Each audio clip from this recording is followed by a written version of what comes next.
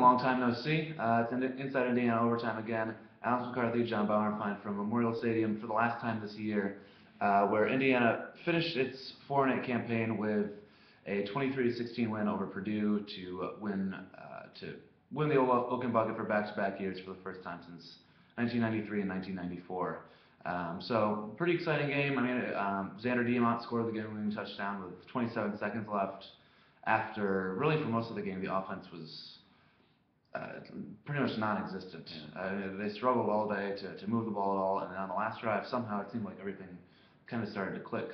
I'm not sure why that is, if they just got more comfortable in the game or something like that. But yeah, they got hot at the right time. The defense had a bunch of stops. They were and really started to buckle down in the red zone. They were forcing field goals instead of touchdowns, things like that. Which early in the season it seemed like teams were scoring basically every time they got into the red zone.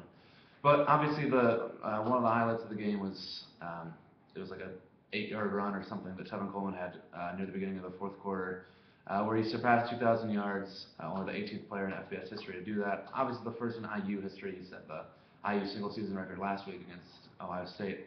But he finishes with 130 yards tonight, which is pretty below average for him. But then 2,036 for the season. And we were talking a little bit before the video. I mean, it's pretty amazing that Tevin Coleman was able to do that this year. I mean, it really was when you think about it. I mean, only 17 other players have done it, including Melvin Gordon this year with Wisconsin. You know, the IU's offensive line was a good offensive line heading into the year. It was thought to be one of the best in the Big Ten. But then you have, Nate Sudfeld go down, and then throw in another quarterback who goes down. The receivers aren't as good as they were last year. The passing game is nowhere near as good as it was last year.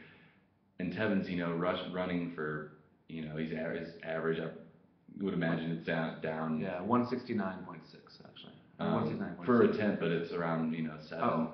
I think, yeah, or more than that. 7.5, I think this season. Just incredible. Obviously, he's not getting a lot of national attention. IU finishes the season 4-8, but a really special season to watch. And it'd be nice to have him come back and cover him again. But after the game, he and Coach Wilson, some of the other players were asked about it. The players didn't really say anything. Coach Wilson said he'll definitely evaluate it. Obviously, he hasn't looked at it just yet, but he'll look into it and talk with Tevin, and then we'll go from there. I want to say the date to declare is sometime in January. I think that's what 12th. That's what Wilson said. Yeah, something like that. But yeah, they'll. It's the same thing they did with Cody Latimer last year, where Tevin's going to be evaluated by like scouts from a certain amount of NFL teams. They're going to come up with their projection for where he's going to be drafted, and if he's going to have like a certain spot in mind where if his draft grade comes back where he's going to be like a early second-round pick or something, he's going to want to go, and if his draft grade comes back as like a third-round pick or something, he won't go. Something like that, and I think that's kind of what convinced Latimer last year to bolt for the NFL. But we'll see what happens if Coleman comes back. It's really all season I've kind of been under the impression that he's not going to be here next year, but I don't know. You never know what's going to happen, and this is a good way to go out too. Beating your rival at home, obviously. They didn't want it to end here. They wanted to play one more game, but that's really not how the cookie crumbled for this team this year. Still set the IU record for rushing yards in a season with 31-64, something like that. So a really successful year on the ground anyway. And D'Angelo Roberts kind of gets looked over quite a bit because of the historic season that Tevin Coleman had, but he ran for some tough yards this year, especially on the last drive today. Coleman carried the ball 29 times, was a little bit tired on the last drive, and IU really likes to use D'Angelo Roberts in short yardage and goal line situations anyway. And he had back-to-back runs on the final drive of the game when IU was kind of in field goal range, where you think they're thinking to probably just run the clock out, centering it, kicking the game-winning field goal. But D'Angelo Roberts obviously kind of had different ideas. He ran for 14 yards and then 15 yards to get IU down to the 1. And then Diamont on his own read, literally, got the ball and kind of leaped into the end zone and started dancing with victory there, which was, it's not been an easy. It's been a weird season for Zander Diamont, where he comes in and expects to be redshirted.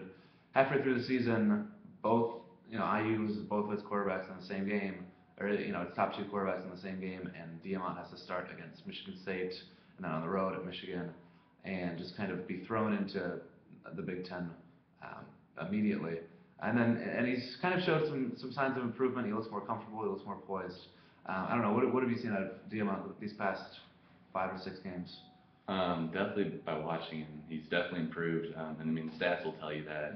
He passed for 119 yards today, which is 107 more than he passed for against Michigan State. But he looks more comfortable. Still, the arm strength is an issue with him. What I like today, I think he ran for like 3 or 4 first downs, and I think 2 or 3 of those came on third down. Really using his legs and making smart decisions. Don't believe he turned the ball over today. Right. Yeah, he fumbled once, but They got it back. Yeah. So moving forward, I know some people are asking Zander what he thought about Nate Sudfeld coming back and a potential quarterback controversy, or not a controversy, but a competition. I mean, he didn't take the bait, but you have to assume that Sudfeld will win the job, because Sudfeld didn't look great when he was playing this year, but I mean, a lot better than Zander did. And I actually did like Zander in bits and pieces this year, but I'd say even his decision making wasn't terrible, but really the arm strength is kind of a deal breaker for an offense that doesn't throw a bunch, but you need to throw hit the sidelines and stuff like that. Yeah, and you need to have some kind of way to stretch the field a little bit to open up the run game and open up all your kind of underneath stuff. But I'm with you there. I assume Sudfeld's going to be the guy next year, but it's a long off season. It starts now, I guess. Indiana's obviously disappointed that it only won 4 games this year. It's the first year in the Wilson era where they haven't improved on their record from the previous season, not including his first year. But and so they won 5 last year, back to 4 this year. Through a lot of kind of interesting situations, obviously losing Sudfeld and whatnot. But we'll see what happens during the off season. Recruiting obviously is going to be heating up here now that IU coaches don't have to be going through scouting reports and be doing practice and stuff every day. So there will be a lot of news coming on that. There are a bunch of visitors here today. So still quite a bit to pay attention to in the IU football realm. But that's it for us tonight. Again, Indiana 23, Purdue 16. For John Bauerfein, I'm Alex McCarthy, and we'll see you soon.